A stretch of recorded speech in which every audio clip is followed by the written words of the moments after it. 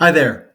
I'm Bruce Paulson with Determined Solutions Search Marketing. And in this video, I am going to show you how to rank for local searches. So if you are a dentist, a plumber, a painter, landscaper, a business that you pull clients out of the city that you're in pretty much, or even the surrounding cities, and you want to show up in Google for it, that is called local SEO.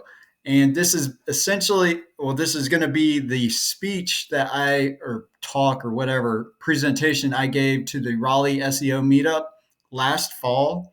That presentation, if you want to see it, it's these exact same slides, is right here on the Raleigh SEO meetup YouTube channel. Here it is. The problem is the audio here is terrible. So it's real scratchy. Like I can't listen to it. It's terrible. And I wanted something. I get these type of questions all the time. Somebody starts a business or they want to get more traffic to Google. They can't hire me or something. And I want something that I can be like, here's a link. This is exactly what I do. Go do this. Because I don't care. It's no problem to me. I can tell you exactly what I do. If you do it, that's great. And I'd love to hear a success story if someone implements these tactics. Or you can maybe pull a couple ideas of how to set up a website.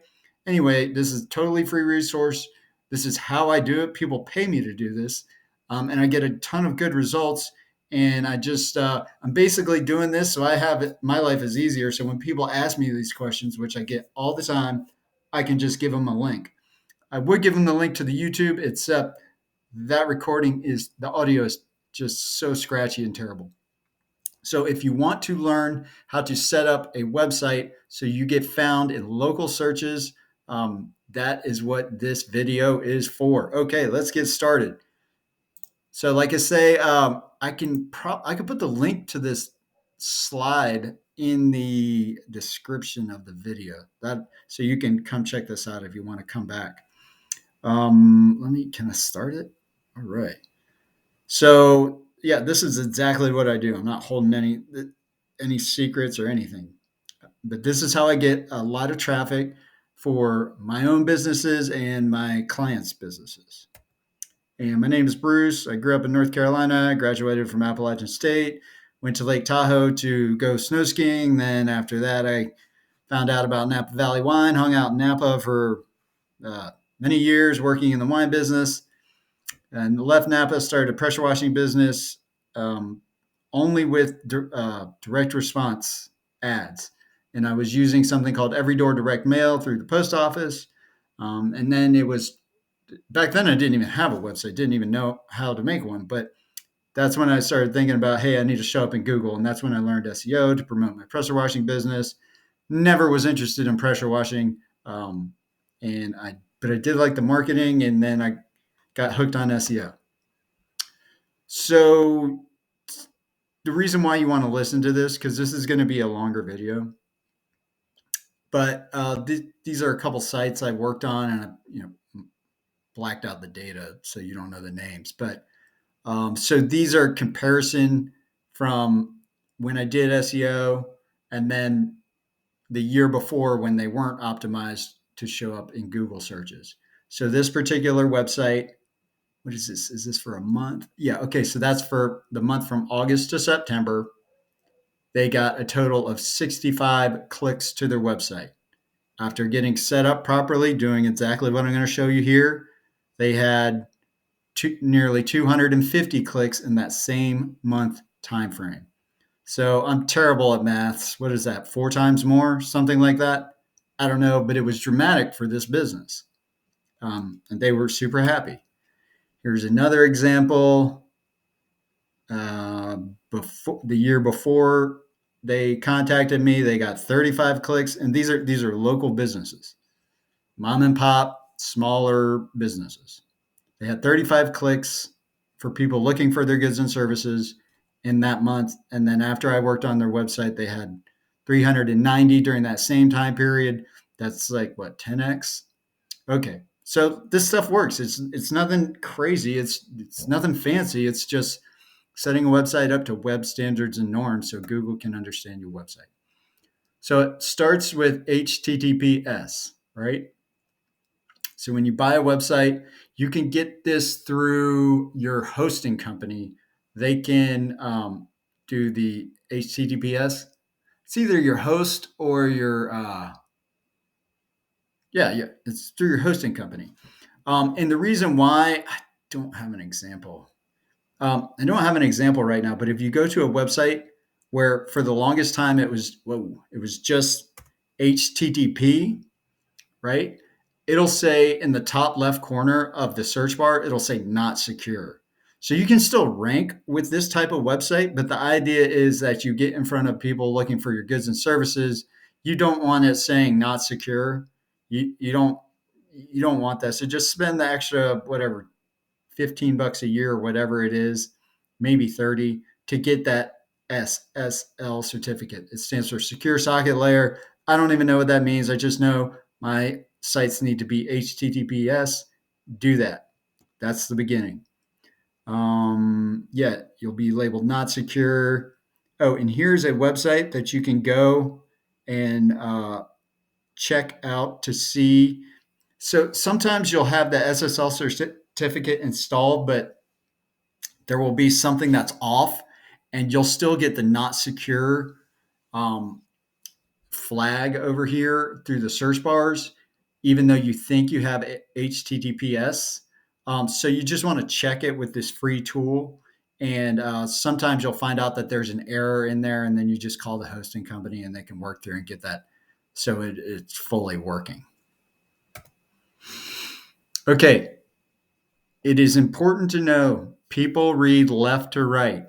So if you want them to read what you're writing, you need to put the important stuff in the right places. So the important stuff is your name and logo. You want your name, the name of your business, and your logo in the top left corner of your website. And then you want to make your logo as simple and obvious as possible, right? And then on the top right, you want your contact information. If you're a local business, this is local SEO, likely your phone number, and you want your phone number to be clickable. So I usually use my website as an example in these things. Determine solutions. Okay, so I got the HTTPS, right? And I got the little secure thing right there. And then here's my name and logo, Determine Solutions. I mean, I don't know how you make a logo for SEO. I did this. It's kind of like graph of traffic going up. Anyway, that's the best I could do. Fairly obvious. And then over here is my phone number, right? Name and logo top left, phone number top right. Now look down here in the bottom left-hand corner. When I hover over my phone number, you'll see TEL dot dot and then the phone number. That means it's clickable. You can click on that, and if you're on mobile, you'll start calling me. You need to do that. It's not an SEO thing. You can rank without doing this. You can rank with this over here and then your phone number over here and it not clickable. But this is just web standards and norms. This is how people read. This is basic marketing.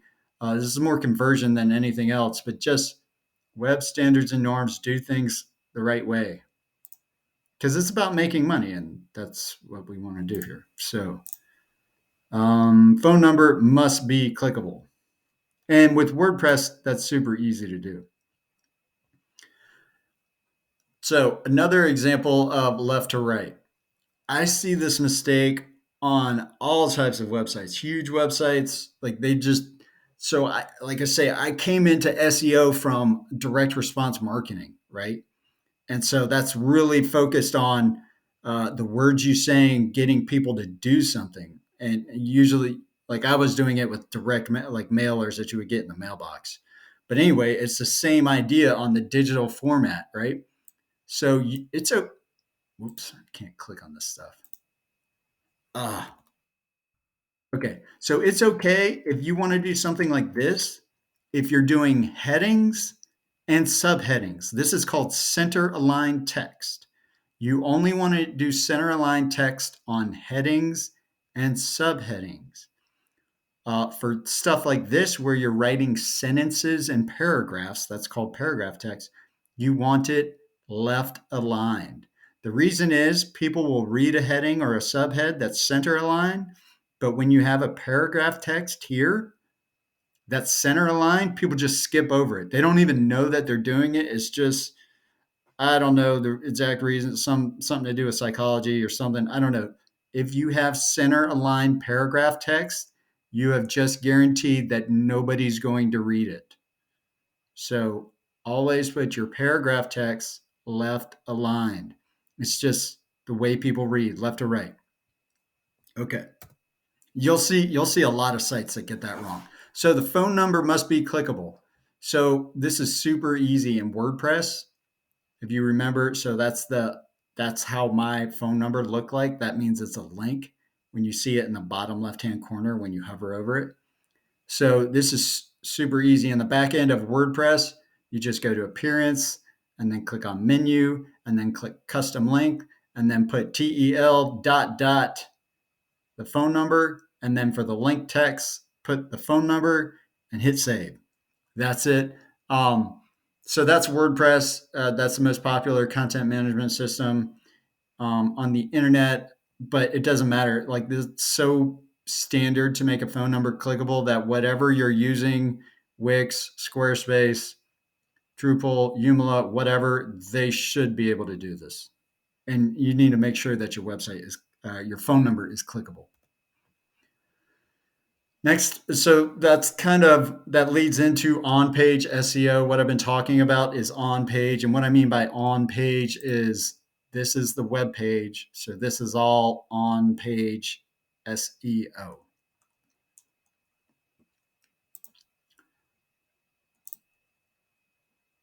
So it starts with URLs.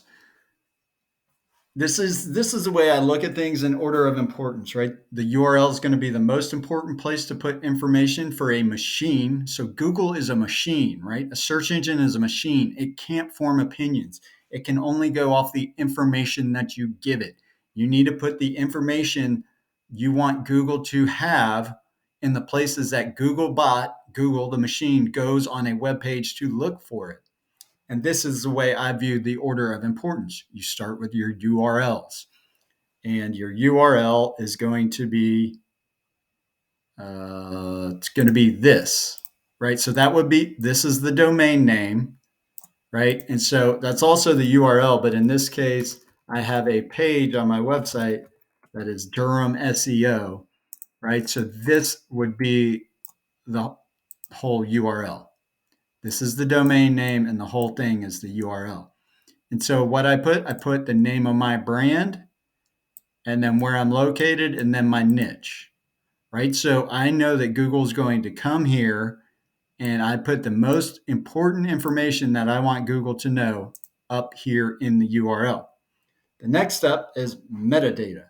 So so all this stuff is, if you want to think about how a machine, Googlebot, views your website, it's really just ones and zeros, but this is the next best thing, right? Google does not see this. Google sees this, right? Just a bunch of numbers, data. So you need to know where Google comes here to look for data. And so your metadata is going to be in here. Metadata is going to be things like that. Assuming that's an H1. I haven't worked on the site in a long time, but I'm assuming these are H1s, maybe H2s. That's an area where where Google looks for information. Up here, this is called the page title. So when you hover over the tab and you see that little box that says Durham SEO Service, Determined Solutions Company, that is metadata. That is the page title. You would have things like image file names, stuff like that. The alt text on image file alt text, those are all metadata. The next important thing is anchor text. So that's anchor text on your website. Do I have any? I don't really see any. So I don't have a good example of anchor text, but we've all seen anchor text, right? Oh, okay. So here we go. Here's some anchor text. Fill out our application to begin. And that takes you to my discovery form, right? So I'm not trying to rank the discovery form page. I don't even know if it's indexed, but That's an example of anchor text. So that gives Google information. So this fill out our application to begin gives Google information about this page. So the discovery form page is going to have something to do with applications in the mind of a robot, which Google is. And as you can see here, I got my subheads center aligned and then the paragraph text left aligned.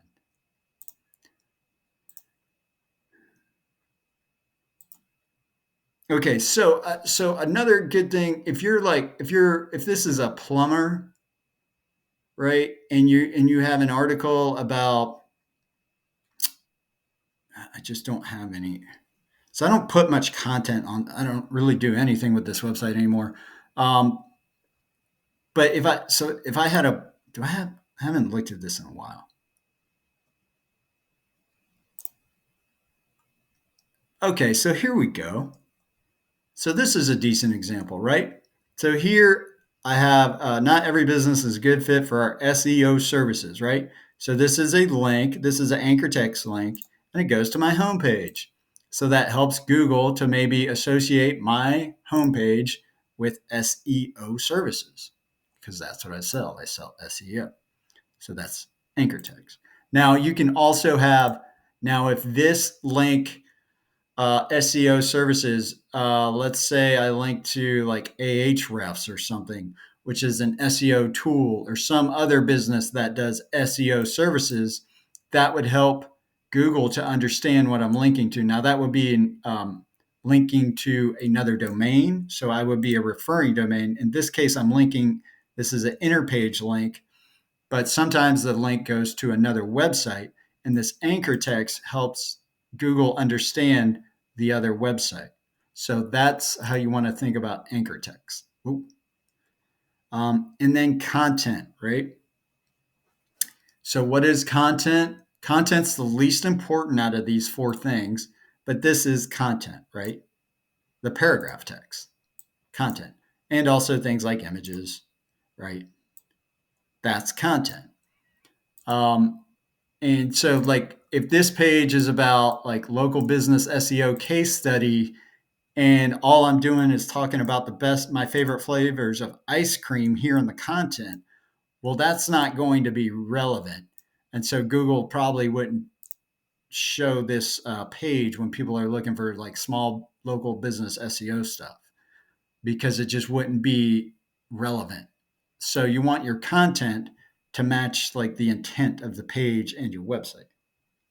And so, a problem I see with a lot of uh, dentists, medical, I see it a lot in medical, I see it a lot in like in a lot of things where buy, you pay a web design company and they make you a website and it's a template. They're not making you a custom website, they're giving you a template and they're making a few changes to make it look like your business with your name and logo and stuff like that. And it will come with content. And the business owner is like, oh, that's cool. They're already talking about pages about flossing and like dental crowns and stuff. Well, they make a ton of these websites, and that's all stock duplicate content when it comes preloaded with content.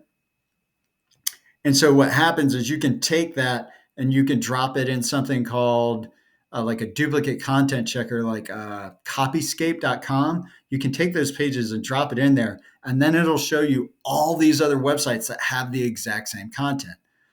So Google knows this, so they're kind of lenient on it, but it's you want to when you put up a new website, do your own content. If you got to do it one page a week, whatever, just make sure that you write your own content. Okay, so how do you create these URLs, right? How do you make optimized URLs, right? So if you have multiple locations, this is how I would do uh, the URLs. So I don't think I have. Do I have it? So you can see right here on my example, uh, Durham SEO. right? So I've got my brand name and then the city and then the niche. And oh, sorry about that. And the reason why I put the niche is because I don't have the niche in my domain name. Now, if my domain name was Determined Solutions SEO, then I would be determinedsolutionsseo.com/Durham. But since I'm Determined Solutions, I did determinedsolutions.com/Durham SEO. So I get the city I want to show up for, and I get the niche, right? So if you have multiple locations, like let's say you're bobsplumbing.com and you've got a location in Durham, Raleigh, and Cary, I would be bobsplumbing.com/Durham. And then everything on that page is about the Durham location. I wouldn't be mentioning the Raleigh location at all on the Durham page. That's something you want to be pretty strict about, right? So you can go to websites like I change my own oil, so I'm always going to like parts stores like Advance Auto, right? And they have a separate dedicated page. These big companies, they have a separate dedicated page to each location. So you can just the reason why I do that is because that's what the big websites do, right? So you want to because I'll see like people do website.com, so like bobsplumbing.com and I'll be like slash areas. And then they'll, in the content, be talking about we have locations in Raleigh, Durham, and Cary. Well, that means that they're relevant for areas if they put areas in the URL. But people aren't searching for areas, they're searching for their cities. That's why that's important because this is one of the most important places to put information. So if your domain does not have a niche service in the domain, then place it in the URL like I did for Determined Solutions, which is my business. So website.com/Durham pressure washing, right? So this is be like bobservices.com/Durham pressure washing. You got the city, you got the niche. If the domain does have the niche, like Bob's pressure washing, then it would be just /Durham. And even if you just have one location, I still do this. You don't need to. I guess that one's debatable. You could have that all on your homepage, but I still do it this way because you might have multiple locations in the future.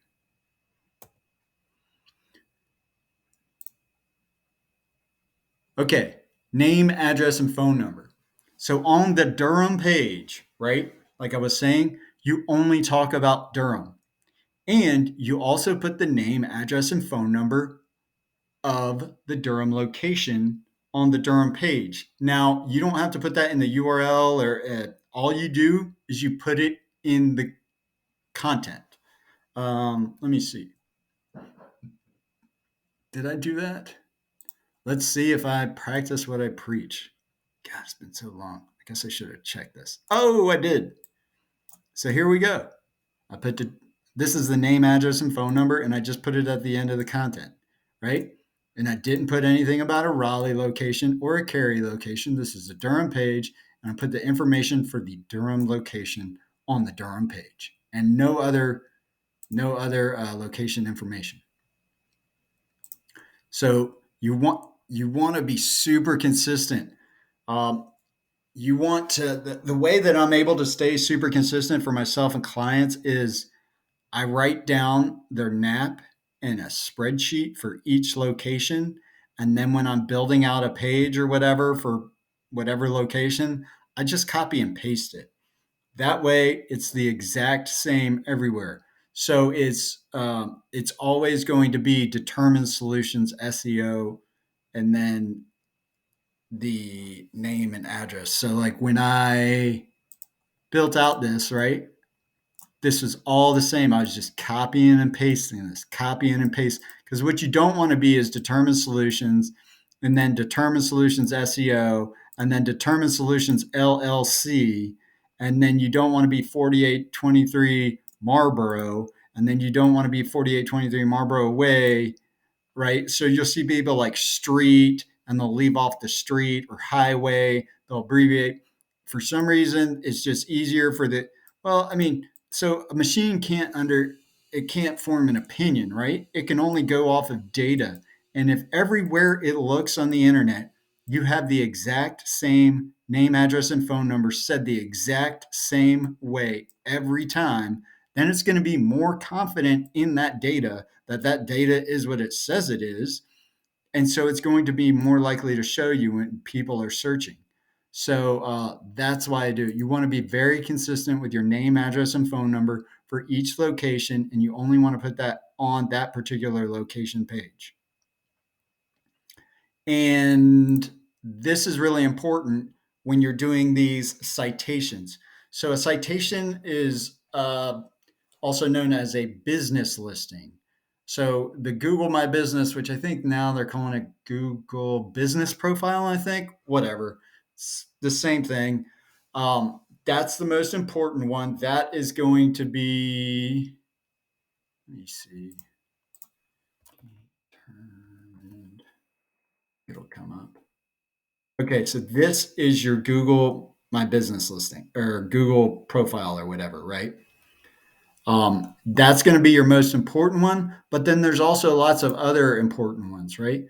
There's um, there's Bing, there's Yellow Pages, there's Apple Maps, there's Better Business Bureau, and so when you're creating these citations, there's Yelp. I don't recommend using Yelp because if you do, they'll just nonstop give you phone calls trying to sell you stuff. I don't recommend Yelp. You can if you want to. Anyway, it is a citation as well. And if everywhere Google looks, if it looks on the Google My Business, the Apple Maps, the Bing, the Better Business Bureau, the Yellow Pages, the Yelp, right? And then Foursquare, these are the big data aggregators. So these push your information out to all these other services that come here to grab the information. If everywhere it goes to look, Googlebot always sees the exact same information, it feels highly confident that that information is accurate.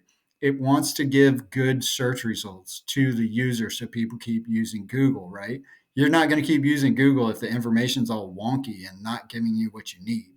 So if you give Google what it needs, it's going to be like, oh, this is a better search result than this other company where they've spelled their name four different ways and they've got like three different addresses.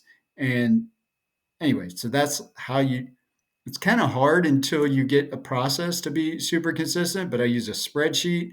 I get the names of the locations. I get exactly how they do their address and stuff and their name. And then once you get that initial part, which isn't that hard, then it's just copying and pasting and being consistent. But that is a super key for local search. The next you want to do is social media profiles for branding and owning your brand online.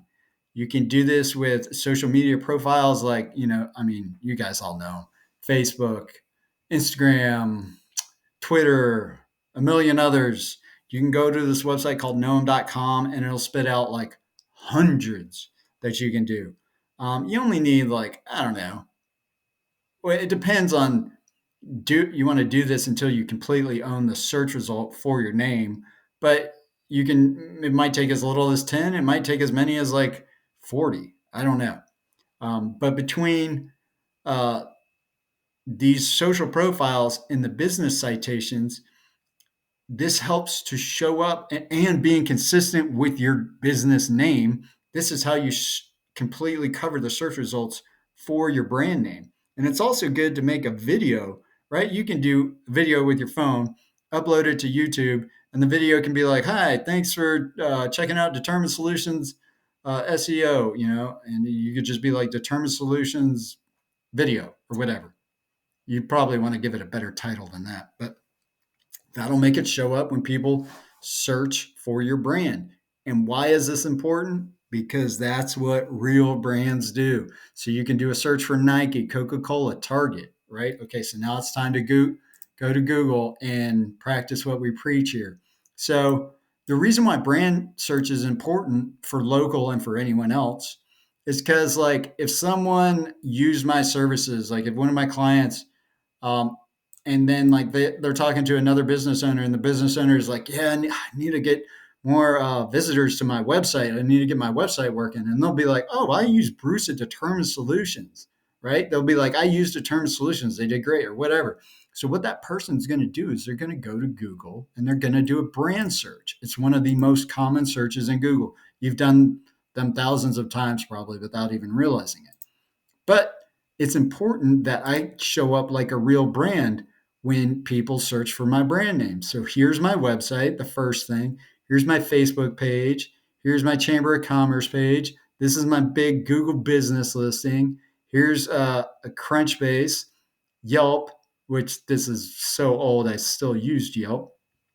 LinkedIn, two LinkedIns, uh, another Clutch. What is that? It's like a social media or something, a local citation listing, and then here's my YouTube. I don't. They used to show videos here. I have some videos. They don't show it now. But why do I do that? Right. So let's do Nike. Right? So everything here, here's how you can buy Nikes. Here's some Nike ads. Here's a Nike knowledge panel, knowledge graph. Nike, that's the website. Nike stores, places that sell Nike products, right? You're not seeing any other like Nike pressure washing or Nike anything that's not the athletic company, right? You're seeing all the right stuff. And the same with Target, right? Everything here is Target. And so that's why I do all these videos and social media profiles and stuff, because that's what real brands do. Best Buy, Best Buy is an interesting one because their branding is so good that like um, they show up for a lot of like I'm looking for the Best Buy on like shoes, and they'll they show up. Do they show up for shoes? Yeah, they don't sell shoes, but that might. Well, I mean, why not? If Google's going to give you free traffic, right? Um, anyway, but that's branding, and I call it owning your brand online, online branding, whatever. That's why it's important. And so, YouTube videos or whatever videos with your name in it, social profiles, citations, those all help you show up for your brand. The next thing you want to do is optimize your website for speed. If your website's super slow and someone clicks on it and it takes 30 seconds to load, they're just going to hit the back button. So even if you're showing up for everything, but your website's too slow, that's not going to help you. So what I do, I don't do much for website speed. There's some people that go crazy. I used to do a lot more, but it's technical and not really worth it. I just buy good hosting. The 80/20. What's the 20% of stuff that gets you 80% of the results? Buy good hosting. I spend a little bit more for hosting up front, but it's always worth it. And one of the things is it's usually faster. If I'm spending more money for hosting, I'm requiring them to be faster. But anyway, so I do that and then use some type of image optimization. There's lots of tools that can press images. Make sure you don't, if you're like wedding photographers are notorious for this, they have like really awesome pictures and they put them on their website, and it's like that's way too much data for a web page. You need like a fraction of that, and to the human eye it will still look the same. So use smaller image file sizes and get good hosting, and that's all I do for website speed. Okay, so Google My Business is your most important. So okay, so when I did this back last fall, I don't think they had made the switch to Google Business Profile. It's the same thing, so it doesn't matter, it's all still accurate. um And there are some people who are real whizzes, like they with Google My Business or whatever. I am not. Uh, I've just set them up a bunch, and I do it the same way: name, address, and phone number. But with Google in particular, out of like all the ones I mentioned, um, solutions, determine solutions. So out of all the ones I mentioned, there's so much information that you can put here. You can do questions and answers. You can in the this one's so old, I don't update it. I haven't even gone through and done what I do for clients now, but you basically want to go in there and fill out as much information that's applicable to your business as you can. And this is a bonus. this is more of a copywriting technique, but it also works really well in search. If you do 3 to 5 frequently asked questions and then 3 to 5 should ask questions. So you all know the questions that you get asked a lot, but like a should ask question is like, so if you're a realtor, right? The frequently asked question is going to be like, can you show me so and this house on Saturday? And what they should be asking is, how do I get pre-qualified for a loan, right? So that's a should ask type question. But the reason why these are great is because you can put these in your Google listing, like right there. This is actually a horrible example. I don't know if I asked these questions or what, but I never even bothered to answer. But you can put these questions and answers in here, and they're just naturally going to be keyword rich, and they're going to have long tail keywords. They're going to be talking about your business, and it's just more content for a bot, for Googlebot to come crawl and understand. So when someone's searching, it'll be like, oh, I know a place that answers this, and it's very trusted because it's the Google My Business. So Google's gonna want to show that. So it's really good for local. And why does this matter? So this is a site that I was working on last year, a local site, and so I started working on the site like right around here, right? So you can see that so this is just a screenshot. If we were in Search Console, it would have numbers, but they're getting maybe around 200 or so, 250 impressions here, and they just got way more impressions. And this is just from me fixing what I just went over. This is not any tricky stuff. This is just going through and having the basics of the website set up correctly. And this is the same website. So this is impressions. This is impressions, right? In Google. So an impression would be when we do the search. So all these things right here got an impression, right? Now, if I click on this, then that's a click, right? So you're always going to have way more impressions than clicks. But but you got to have impressions to get clicks. So here we see their impressions going up, and like here we see their clicks going up. So like a huge day for them, I think like once or something in the last 16 months, they got 5 clicks in a day. In the last 16 months, they did that one time. And then after doing it the way so Google can understand the website, that would be like the lowest day. So this was a huge impact on this business, a huge positive impact on this business. And so what this does, so I forgot the whole reason that I thought about this, near me, right? So near me is huge in local. If you're looking for like haircut near me, or you're looking for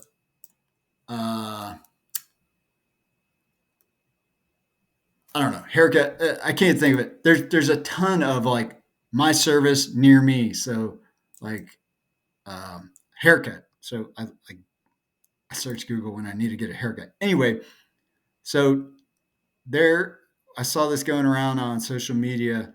There's a dentist, and the name of their brand is Dentist Near Me, right? So I crush it for my clients with near me searches doing what I just showed you. So this is a graph of Google Trends for near me. And you can see like, so this is going to be like, you can't see because, can I hide this? Okay, so here's July 2014. And like the amount of near me searches has just gone up and up and up and up. And I get a ton of near me searches, and I don't optimize for near me at all. Why? Uh, and here's just more examples of Google Trends of near me searches.